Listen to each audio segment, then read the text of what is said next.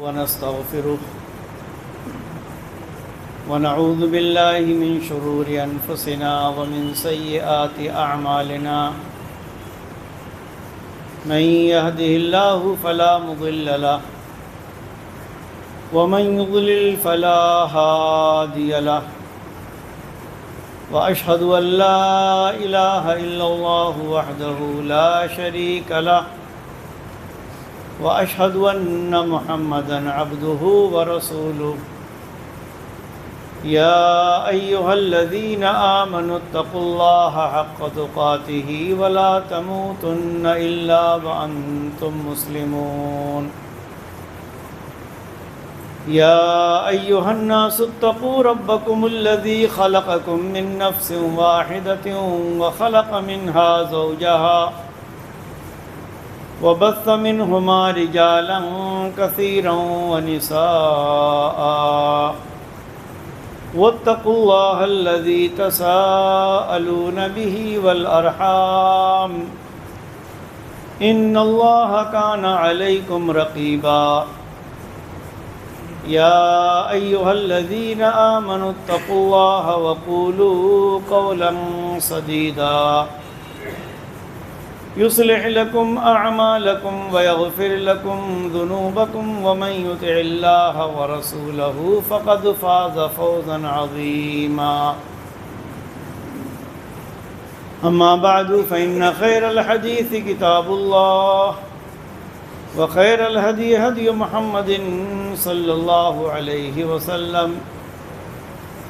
وشر الأمور محدثاتها وكل محدثة بدعة وكل بدعة ضلالة وكل ضلالة في النار أعوذ بالله السميع العليم من الشيطان الرجيم بسم الله الرحمن الرحيم ولا تكونوا كالتي نقضت غزلها من بعد قوة أنكاثا وقال تعالى في موضع آخر واعبد ربك حتى يأتيك اليقين رب اشرح لي صدري ويسر لي أمري واحلل عقدة من لساني يفقهوا قولي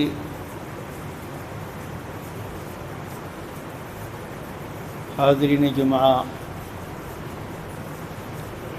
بزرگوں، دوستوں اور خواتین ملت اسلامیہ،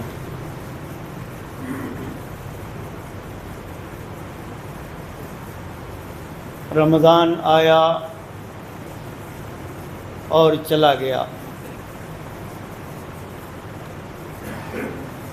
ایسا محسوس ہوتا ہے کہ جیسے ٹھنڈی ہوا کا ایک جھونکا آیا تھا جو گزر گیا، بارش کی ایک پھوار آئی تھی اور وہ چلی گئی۔ ہر طرف ایک عجیب سا سما تھا، جہاں بازار بڑے بارونق اور بھیڑ بھاڑ والے تھے، وہیں اللہ کا شکر ہے کہ مسجدیں بھی بہت حد تک آباد تھیں، اذان ہوتی تھی تو لوگ، نوجوان، بچے اور بوڑھے مسجد کی طرف لپکتے تھے، جاتے تھے۔ لیکن رمضان گزرنے کے بعد وہ لگن نہیں رہی، وہ جذبہ نہیں رہا۔ ایسا محسوس ہوتا ہے مسجدوں کو دیکھ کر کہ ایک مہینے کے لیے چند مہمان کہیں سے آئے تھے اور وہ اپنی مہمانی پوری کر کے چلے گئے، اب مسجدوں میں وہی لوگ رہ گئے کہ جیسے مہمانوں کے جانے کے بعد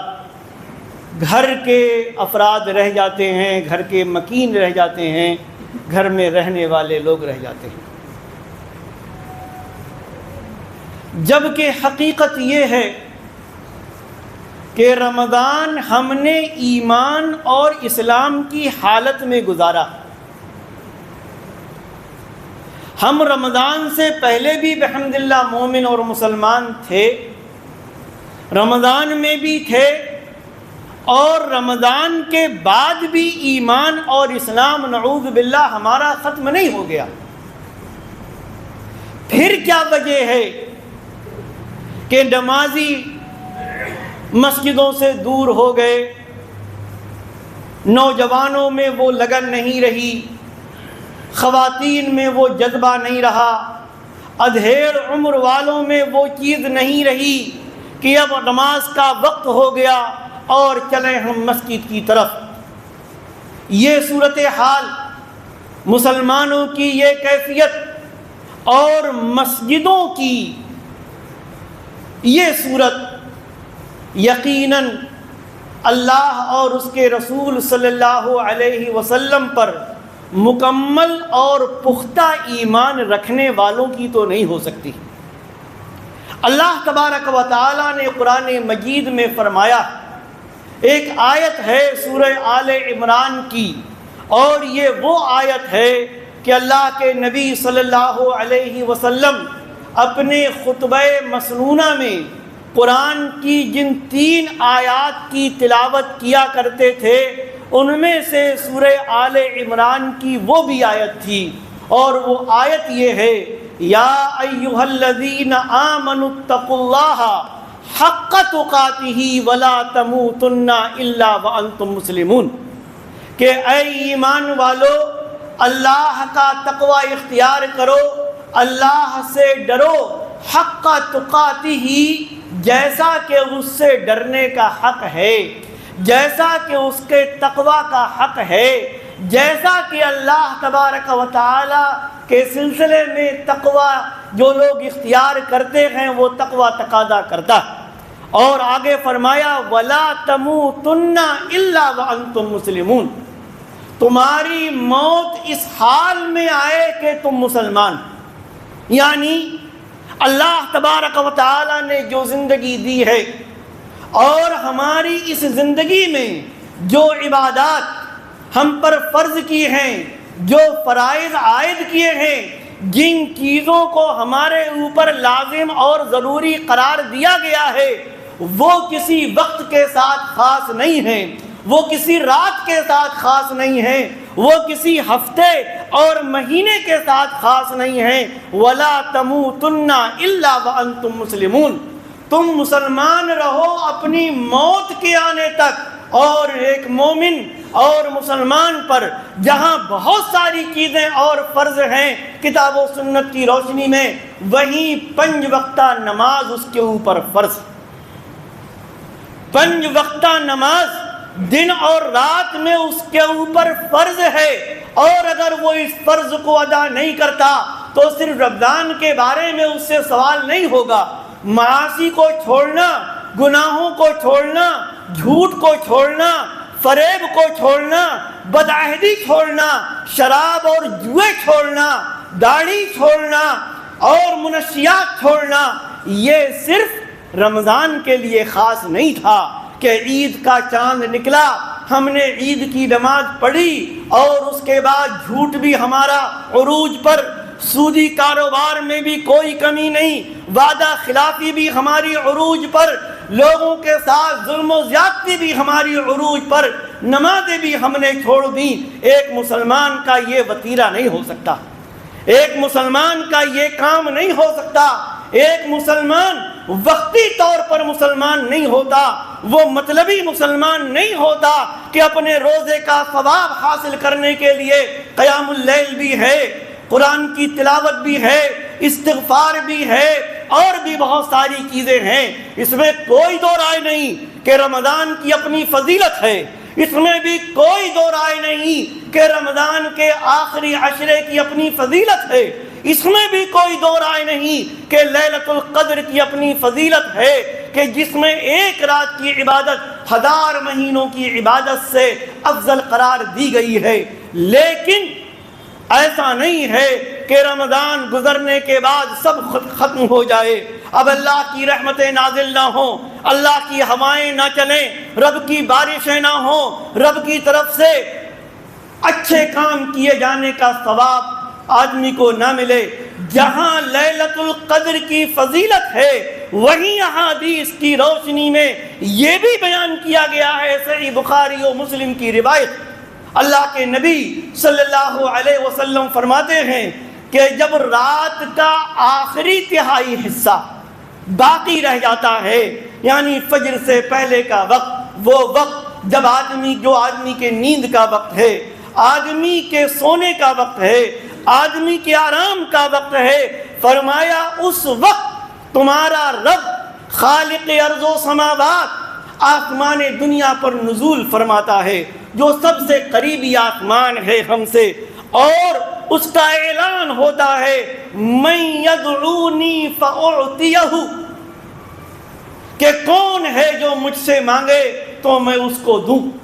کون ہے جو مجھ سے دعا کرے میں اس کی دعا کو قبول کروں، من یستغفرنی فاغفر لہ، کون ہے جو مجھ سے گناہوں کی بخشش طلب کرے تو میں اس کے گناہ بخش دوں۔ یہ رمضان کے ساتھ خاص نہیں، یہ ربیع الاول کے ساتھ خاص نہیں ہے، یہ محرم کے ساتھ خاص نہیں ہے، روزانہ رب کائنات کی طرف سے یہ اعلان ہوتا ہے جب رات کا آخری تہائی حصہ باقی رہ جاتا ہے کہ کون ہے جو اپنی نیند کو تج کر، اپنی نیند کو چھوڑ کر، اپنے آرام کو چھوڑ کر، اپنے نرم اور گرم بستر کو چھوڑ کر رب کے سامنے دست دعا دراز کرے، رب کے سامنے روئے، رب کے سامنے گڑ گڑائے، رب سے معافی طلب کرے، رب سے مانگے، فرمایا رب کائنات دے گا۔ تو یہ کسی رات کے ساتھ خاص نہیں، لیکن ہم نے تو رمضان کے جاتے ہی وہ کام کر دیا کہ اس وقت اٹھ کر آدمی کیا نوافل پڑھے گا، کیا دعا کرے گا، ہم کو تو فجر کا بھی ہوش نہیں رہا، ہم کو فجر کی نماز کا بھی وقت یاد نہیں رہا، ہم کو ظہر اور عصر یاد نہیں رہے۔ اللہ رب العالمین نے فرمایا قرآن مجید میں، قال ربکم ادعونی استجب لکم، تمہارے رب کا یہ اعلان ہے کہ مجھ سے دعا کرو میں تمہاری دعا کو قبول کروں گا۔ اللہ کے بندو، یہ رمضان کے لیے نہیں، یہ پورے سال کے لیے ہے، پوری عمر کے لیے ہے۔ اللہ تبارک و تعالی نے اپنے نبی کو حکم دیتے ہوئے فرمایا وَاعْبُدْ رَبَّكَ حَتَّى يَأْتِيَكَ الْيَقِينُ، آپ اپنے رب کی عبادت کریں موت کے آنے تک، موت کے آنے تک رب کی عبادت کریں۔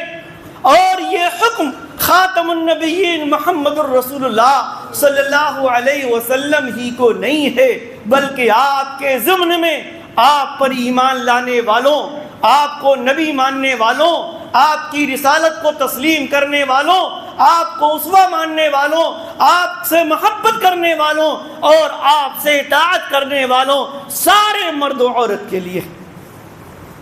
سارے مرد و عورت کے لیے ہے کہ خبردار موت تک تم اللہ رب العالمین کی عبادت کرو۔ کیا افسوس ہم کو نہیں ہوتا؟ کیا ہمیں اپنی حالت پر افسوس نہیں ہوتا کہ جیسے ہم آپس میں مطلبی بن جاتے ہیں، کسی سے اگر کوئی کام ہمیں کرانا ہے تو ہم اس کی چاپلوسی بھی کرتے ہیں، اس کی خوشامد بھی کرتے ہیں، اس کے سامنے جھک جاتے ہیں، سلام کرتے ہیں، اس سے عجیب عجیب چیزوں، عجیب انداز میں انکساری کے ساتھ پیش آتے ہیں۔ اسی طریقے سے رب کے سامنے کے ساتھ، اللہ اپنے خالق و مالک کے ساتھ ہم نے یہ وسیلہ اختیار کر رکھا ہے کہ روزہ جیسی اہم عبادت جب ہم انجام دے رہے ہیں تو ہم روزے کی حالت میں وہ کام کریں کہ جو رب کو پسند ہے۔ اسی لیے معاصی کا گراف کم ہو جاتا، نیکیوں کا گراف بڑھ جاتا، لیکن ایک مومن کی یہ شان نہیں۔ ایک مومن کا یہ وتیرہ نہیں. اگر ہو اور اس کو یہ لگتا ہے اگر ہمارے نوجوانوں کو، ہماری خواتین کو، ہمارے مسلمانوں کو، ملت کے ان افراد کو جو رمضان کے جاتے ہی، شوال کے آتے ہی مسجدوں کی 5 وقتہ صلوات سے غائب ہو گئے، اگر ان کو یہ لگتا ہے کہ ایسا ہی ہے تو جس نبی سے وہ محبت کرتے، جس نبی کی رسالت کا اقرار کر کے وہ مومن اور مسلمان ہیں، نبی کی 23 سالہ حیات مبارکہ سے کوئی ایک دن، کوئی ایک رات ایسی نکال کے لے آئیں کتاب و سنت کی روشنی میں کہ ہمارے نبی اور رسول نے کوئی نماز چھوڑ دی، فرض نماز چھوڑ دی، فرض نماز کو ترک کر دیا. کسی وقت آپ نے کہہ دیا ہو کوئی بات نہیں، مسجدیں خالی ہو سکتی ہیں، کوئی فرق نہیں پڑے گا ایمان میں، کوئی فرق نہیں پڑے گا اسلام میں، کوئی فرق نہیں پڑے گا اللہ سے محبت میں، کوئی فرق نہیں پڑے گا محمد الرسول اللہ صلی اللہ علیہ وآلہ وسلم سے محبت. یہاں تو حال یہ ہے، چھوڑنا تو بہت دور کی بات. اور اگر محبت کا تقاضا، محبت کا دعویٰ ہے تو اپنے ایمان پر غور کیجئے گا کہ کیا واقعی اپنے نبی سے محبت ہے. یہاں تو حال یہ ہے کہ غزوہ خندق کے موقع پر مورچہ ادھر سے کفار سنبھالے ہوئے ہیں، ادھر سے محمد الرسول اللہ صلی اللہ علیہ وسلم اپنے جانثار صحابہ کے ساتھ سنبھالے ہوئے. مدینہ کی حفاظت، مومنوں کی حفاظت، اہل ایمان کی حفاظت، مومن خواتین اور بچیوں کی حفاظت کے لیے آپ مورچہ سنبھالے ہوئے. اور اتنے سخت حالات ہیں کہ آپ عصر کی نماز نہیں پڑھ سکے، کہ اگر آپ مورچہ چھوڑ دیں گے تو یہ 10,000 کا لشکر مدینہ پر حملہ آور ہو جائے گا، یہ ان خندقوں کو پار کر لے گا، جو رکاوٹیں ہم نے کھڑی کی ہیں وہ پار کر کے مدینہ پر دھاوا بول دے گا. چنانچہ آپ ان کے سامنے ڈٹے رہے. عصر کی نماز کا وقت ہوا اور ختم ہو گیا، نماز نہیں پڑھ سکے.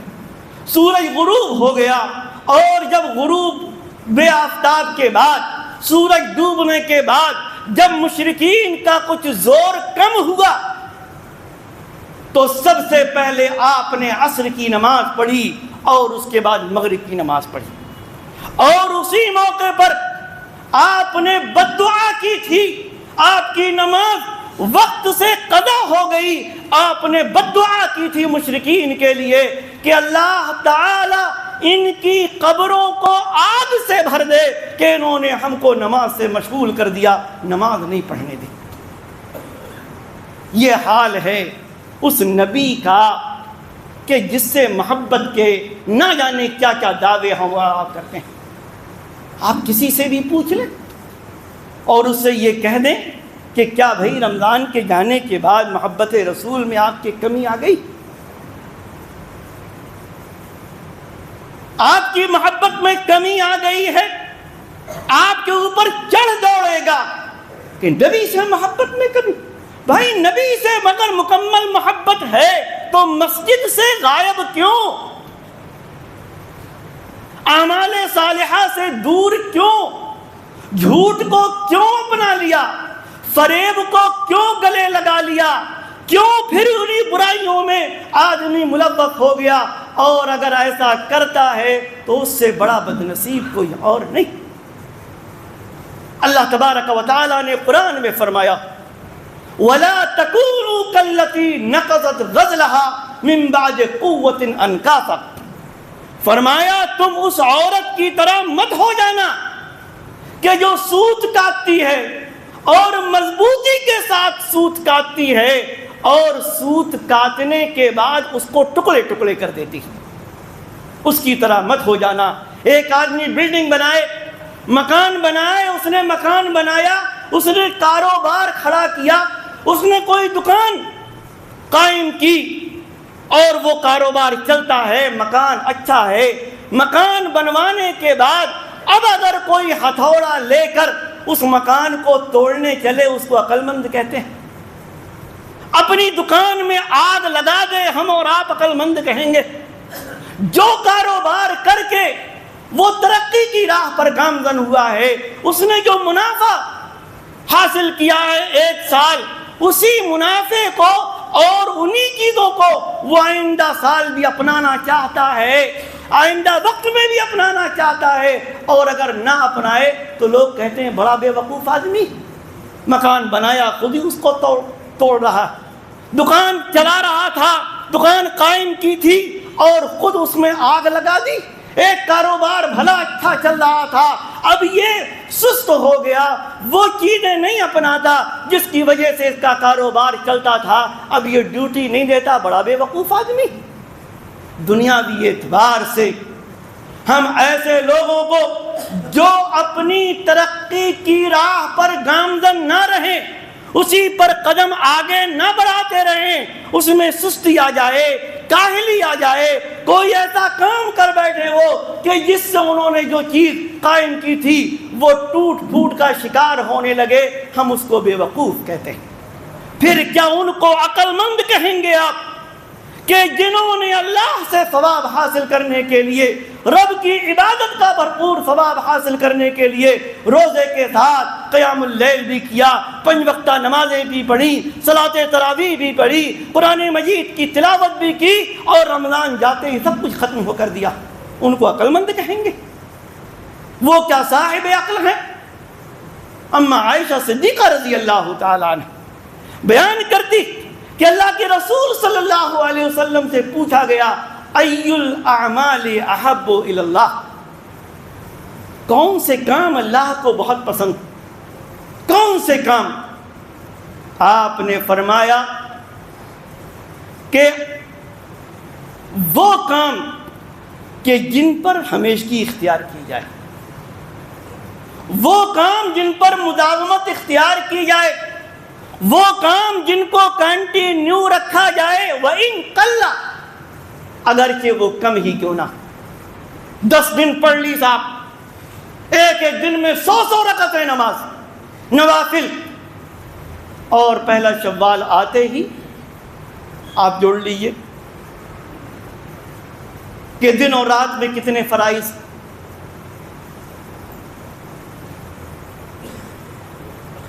17 فرائض، دن اور رات میں 17 فرائض ہیں،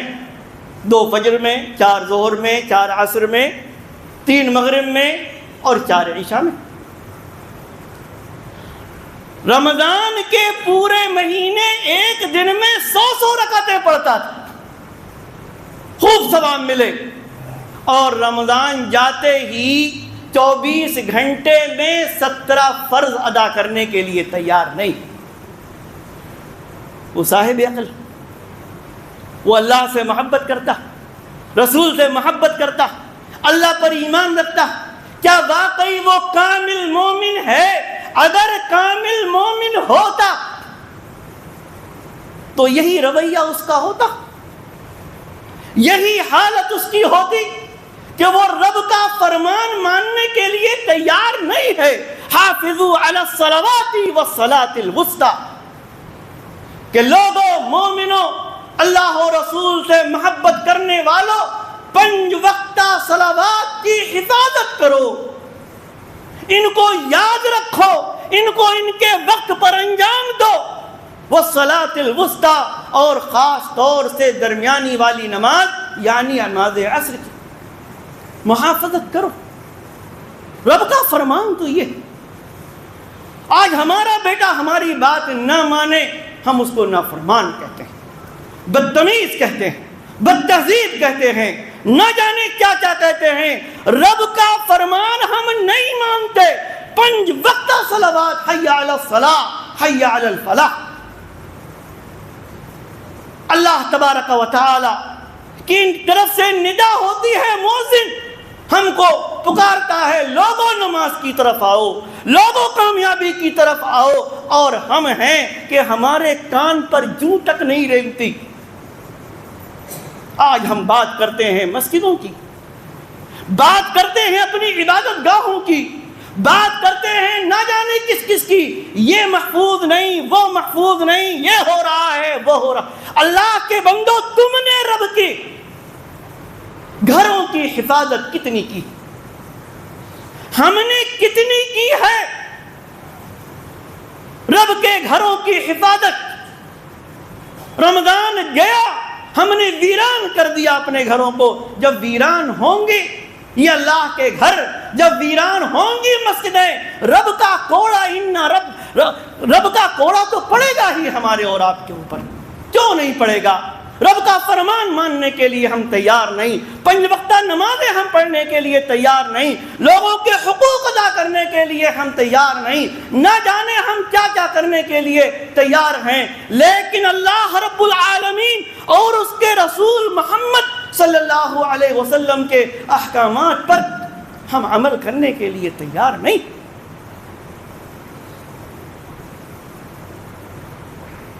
اللہ کی پھر رحمتیں کہاں سے آئیں گی؟ رب کا جو جتنا قریب ہوتا ہے رب کی رحمتیں اتنی ہی اس پر ہوتی۔ ہم نے تو رب کی رحمتوں کو صرف رمضان کے لیے خاص کر دیا، عید کے لیے خاص کر دیا، جمعے کے لیع خاص کر دیا، ربیع الاول کے 1 دن کے لیے خاص کر دیا، محرم کے 10 دن یا 2 دنوں کے لیے خاص کر دیا، اور اس کے بعد ہم بے نیاز ہو گئے، سب کچھ ہم نے چھوڑ دیا۔ اس کی وجہ یہی ہے کہ آج پوری امت مسلمہ بات صرف غزہ کی نہیں، بات صرف فلسطین کی نہیں، بات صرف سیریا، یمن اور دوسرے ممالک کی نہیں ہے، پوری دنیا کے مسلمانوں کا حال یہ ہے کہ آج وہ قسم پرسی کی عالم میں زندگی گزار رہے ہیں۔ آج ہم چوراہوں پر بیٹھ کر، آج ہم دکانوں پر بیٹھ کر غزہ کے مظلوموں کی بات کرتے ہیں، یقیناً لائق افسوس ہے پوری امت مسلمہ کے لیے جس طریقے سے یہودی غاصب مسلمان عورتوں، مسلمان بچیوں اور مسلمان بچوں، مسلم نوجوانوں اور مسلمانوں کے ساتھ جو رویہ اختیار کر رہے ہیں، لیکن اللہ کے بندو پوری دنیا میں جو حال مسلمانوں کا ہے اس سے ہم نے سبق کتنا سیکھا، سبق کتنا سیکھا۔ چوراہوں پہ بیٹھ کے باتیں کر لینا، اس نے یہ کر دیا، اس نے وہ کر دیا، بڑا آسان ہے، لیکن آج جمعہ کے دن مسجدیں بھری ہوتی ہیں، کتنے لوگ ہاتھ اٹھا دیں گے اس بات پر کہ وہ وقت جو رب کے یہاں قبولیت کا وقت ہے، جس میں اللہ کے نبی صلی اللہ علیہ وسلم فرماتے ہیں کہ رب کائنات آسمان دنیا پر آتا ہے، کہتا ہے کون مجھ سے دعا کرے گا میں اس کی دعا کو قبول کروں۔ کتنا ہم نے اس وقت میں اللہ تبارک و تعالیٰ کے سامنے ہاتھ پھیلا کر، رو رو کر، گڑ گڑا کر دعائیں کی ہیں، اپنی عزت و آبرو کی حفاظت کے لیے بھی، امت مسلمہ کی عزت و آبرو کی حفاظت کے لیے بھی، غزہ اور فلسطین کے مظلوموں کی ظلم کو ختم کرنے کے لیے کتنی رب سے ہم نے دعائیں کی، کتنے ہاتھ اٹھیں گے۔ یہاں تو ہم 5 وقت اللہ کے بندے آؤ تو 5 وقت مسجدوں میں آؤ، نمازیں پڑھو، فرائض ادا کرو، رب سے دعائیں کرو، رو رو کر، گڑ گڑا کر، اور پھر دیکھو کہ کیوں نہیں اللہ تبارک و تعالی ہماری دعائیں قبول کرے گا۔ دنیا میں ہم ایک آدمی آئے، اس کا کام نکل جائے، دوبارہ آئے اگر وہ ہماری طرف، اور پھر اس کے بعد آئے، ہم کہتے ہیں بڑا مطلبی ہے، تو جب تیرا وقت پڑتا ہے تب تو آتا۔ ہم نے کیا رویہ اختیار کیا؟ سوچیں، غور کریں۔ رمضان صرف ختم ہو گیا ہے، بس رمضان کے شب و روز ختم ہو گئے ہیں، بس اللہ کے فرائض ختم نہیں ہوئے، رب کی رحمتیں ختم نہیں ہوئی ہیں، رب کی عنایتیں ختم نہیں ہیں۔ رب رمضان میں بھی تھا، آج بھی ہے، ہمیشہ ہمیش رہے گا۔ لا تأخذہ سنۃ ولا نوم، اللہ لا الہ الا هو الحی القیوم۔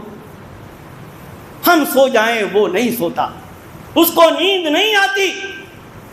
وہ ہمیشہ سے زندہ ہے، ہمیشہ زندہ رہے گا۔ لہذا رب کی عبادتیں اس وقت تک ہمارے اوپر لازم اور ضروری ہیں جب تک رب کی دی ہوئی سانسیں ہماری چل رہی۔ اس لیے غور کریں ہم اپنے آپ پر، اپنی حالت کو درست کریں. عزت چاہتے ہیں اپنی بھی پوری امت مسلمہ کی تو اللہ کے واسطے وہی کیفیت ہم اپنی عبادات کی کریں کہ جو رمضان میں تھی. اور اگر ایسا نہیں ہوا تو اللہ تبارک و تعالیٰ کو ہماری ضرورت نہیں. وہ تو غنی، وہ بے نیاز ہے، ہم محتاج ہیں، ہم اس کے سامنے بے بس ہیں، مجبور ہیں. اللہ تبارک و تعالیٰ ہمیں صحیح سمجھ عطا فرمائے، دین پر صحیح معنوں میں قائم رہنے کی توفیق عطا فرمائے. اللہ تبارک و تعالیٰ ہمارے مظلوموں کی مدد فرمائے، چاہے وہ فلسطین ہو یا غزہ یا کوئی اور بھی دنیا کا علاقہ ہو. رب کائنات جہاں جہاں مسلمان ظلم و ستم کا شکار ہیں، اللہ تعالیٰ ظالموں کو ہدایت دے، اور اگر ان کے مقدر میں ہدایت نہیں ہے تو رب کائنات مظلوموں کا ان سے بدلہ لے. اللہ تبارک و تعالی ہماری مدد فرما، ہمیں دین پر حقیقی معنوں میں قائم ہونے کی توفیق عطا فرما. آمین. بارک اللہ لنا ولکم فی القرآن العظیم ونفعنی وإیاکم بالآیات والذکر الحکیم. انہ تعالی جواد کریم ملک رؤوف رحیم.